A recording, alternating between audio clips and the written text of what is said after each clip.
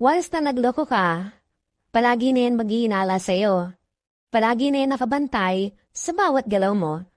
Hindi ka lang nakapag-update o nakapag-reply ka ng late, sigurado mag-aaway na kayo. Mararanasan mo sa kanya yung bantay sarado, yung para kang bata na halos lahat ng galaw mo, kontrolado.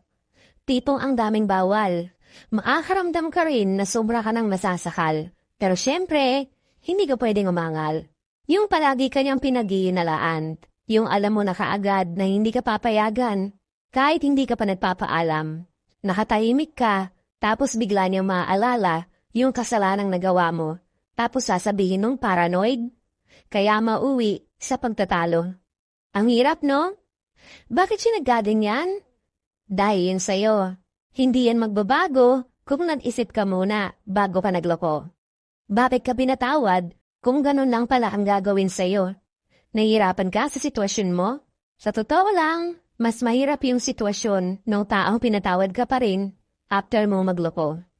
Huwag niyong sisihin yung taong niloko niyo kung hindi niyo kayang pagsisihan yung kasalanang nagawa niyo. Kung napatawad ka na talaga, di ba dapat nakalimutan niyo na yung kasalanan mong nagawa? Gagi, hindi yan ganun kadali. Ang kasalanan, pwedeng makalimutan, pero yung impact nun sa tao, hindi.